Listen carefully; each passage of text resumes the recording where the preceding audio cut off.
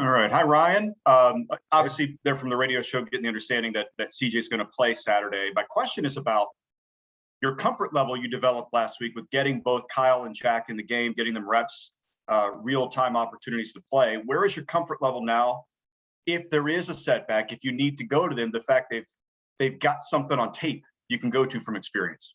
I think it goes a long way that these guys now have been in games before, so that's good. We still have to play more to have a body of work, but it's good for them to have a reference point of what the consequences are of doing something or not doing something, or the rewards from preparing or not preparing, or whatever those things are, because you don't quite really understand what it is in practice until you get into a game.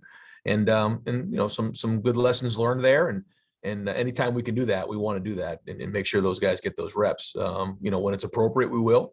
But CJ's had a good week of practice, and looking forward to Saturday. All righty, we'll go next to Austin Ward, Letterman Row. Ryan, how long did you suspect that Steel Chambers might be better served playing linebacker? And was there a sense of relief when he bought into that and decided to make the move, so that, because you'd said before that a player had to be committed to that before you guys would ever make that next step? It was something that we brought up with he and his family during the recruiting process, that this is something that we may visit along the way if again appropriate. And we brought it to his attention this spring. I think that everybody, in the program felt like he could be a good linebacker. Now you have to really embrace it. That's a big decision. And so, he kind of went over there and split time, and then, felt like this is something he wanted to embrace. And like you said, you have to embrace it. You can't be forced into a situation like this, but what a great decision by him. And we're very fortunate that this has worked out, because he's really, in a short period of time, he's grown. Certainly not a finished product, but I think he's got a very bright future ahead of him if he continues to work on the path that he's on and continue to build, because there's been some things that I've seen out of him that, I think are special. So I'm excited to see him continue to work and build. Again, has been playing the position very long. And so the more reps he gets, the better he's going to be. All right, we'll go next to Bill Rabinowitz, Columbus Dispatch. Hi, Ryan. It's obvious that TreVeyon is a special talent. Just how unique is he, and what's the next step in his development?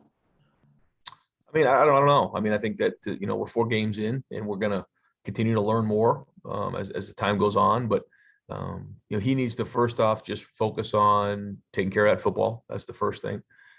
He's got to take care of, the little things in terms of protection, making the right reads and preparing, just like everybody else. You can see his ability to, like you said, to be special and take the ball, from the second level to the third level to score a touchdown, and he's a home run threat, and that's good. But that doesn't work without our offensive line. I mean, I think he understands how important this is. It's team football, and whether it's covering Chris and Garrett on the outside or the offensive line blocking up front, this is a team effort, and I think our offense is embracing that. I think we're unselfish, and I think they understand that in order for us to be good on offense, we have to be balanced. But again, this is just a start for him. He's 4 games in. I think he's better now than he was 4 weeks ago. And I think the whole running back room is too.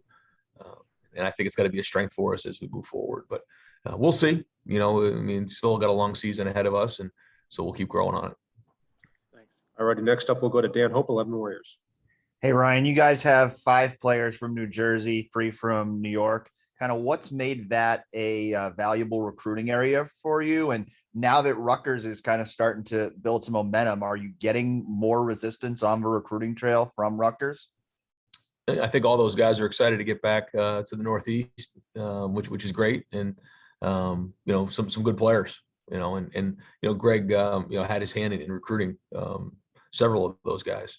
So, it's always been an area that has a lot of talent, a lot of good players, and Greg's doing a good job of recruiting in that area. And so I think it's always special when we go back to our homes and where we're from, and we see family there. And I think that some of these guys had a big ticket requests. And so obviously they're excited to see their family and friends back home. But a lot of respect for the Northeast. Certainly, I know, growing up in the Northeast as well, all the great players in New Jersey, New York, and that area. So it's obviously an important recruiting area for us as well. All righty, we'll go next to Nathan Baird, Cleveland.com. Hey, Ryan, just what ways has Paul Rhodes been helpful with the defensive staff as it's had to go through some of this sort of urgent problem solving early on? I think he brings a great approach for our coaches of just somebody who's been a head coach before, who's been a coordinator at a couple different stops, and brings some experience to the table in that room. His job is really to kind of help out with the other coaches, and I think it's good to have that experience in that room and really appreciate his professionalism. Alrighty, next up, we'll go to Tim May. Tim? Yeah, Ryan, quarterback misses 2 straight throws, and there are a lot of fans that want him out of there, get to the next guy, et cetera. I'm just asking you, from a coach's standpoint, what is the tip? What tells you whether a guy is on that day or off, if you follow my drift? I mean, just give a couple of telltale signs you're always looking for from the sideline. Well, it starts with the week of practice. If guys are doing it in practice, then typically, you're going to see the same type of things in a game. But there are certainly wild cards when that happens. Maybe guys aren't seeing it as well that game. That can happen.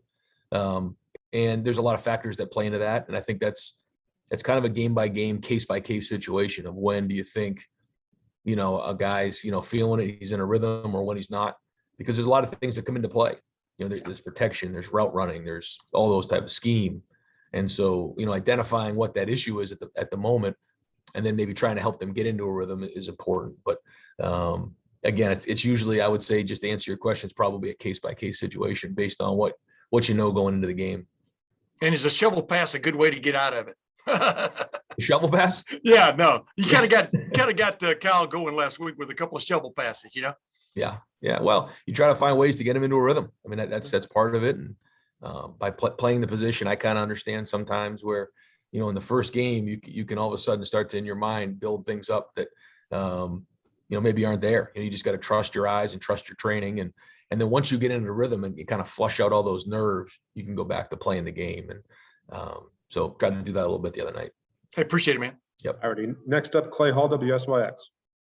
Hey, Coach, in talking with TreVeyon last night, we got into him being a finance major, and when he wasn't playing high school ball, he studied wealth management, really got into it. Are you familiar with his investment acumen, and could he manage your millions?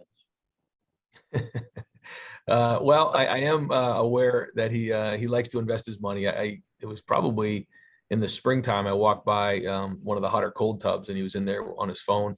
And usually the guys are, on social media, listening to music or watching videos. He was checking the stock market. I think at the time he had bought Tesla with some of the money that he got from a scholarship check, I believe. And we talked about that for a little while. And he was very upset that Tesla at that time had gone down a little bit. So he lost a little bit of money that week. And I just thought that was pretty neat. I hadn't really heard much about that. I know Sam Hubbard maybe did that a few years ago.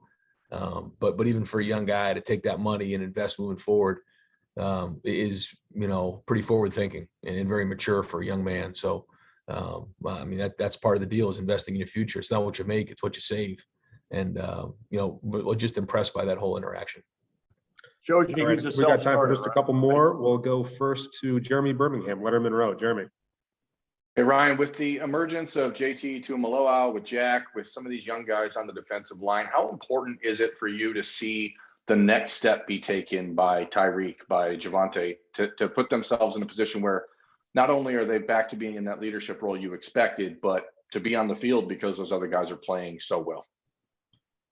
Yeah, I think, we need those guys to be, impact players for us. And, that whole, unit, we got some different guys. We have some older guys, some younger guys, different guys who, are maybe in year 2 and 3.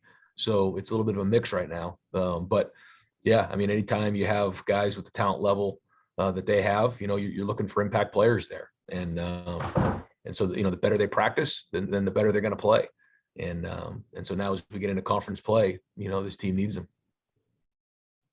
All right, next up, Joey Kaufman, Columbus Dispatch. Ryan, with CJ, was there a point in practice the last couple of days where he showed you that he was ready to return and play, and that gave you confidence in him?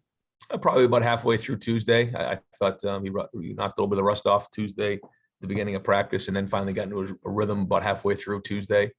and then had a good day yesterday. We'll do two more. First one to Tony Gerdeman, Buckeye Scoop.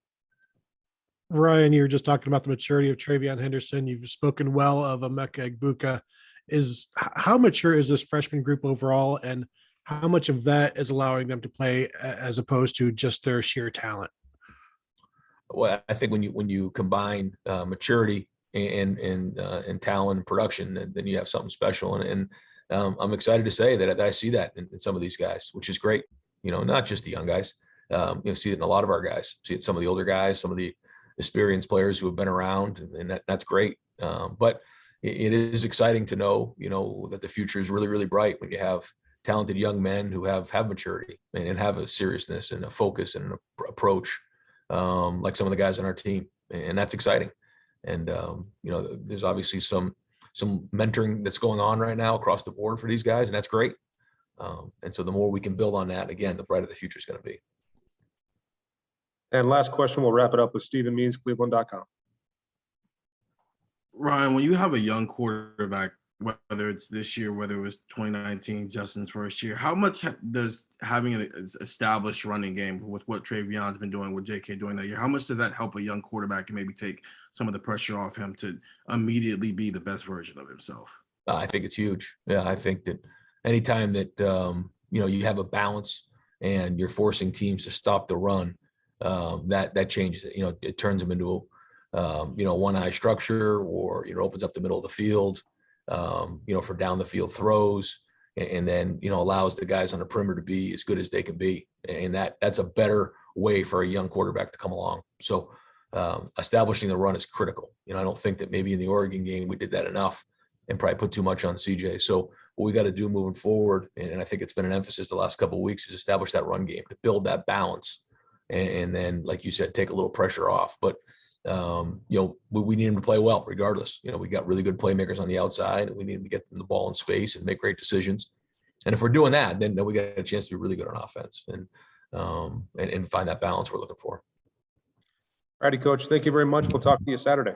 Thanks, guys. Thank you.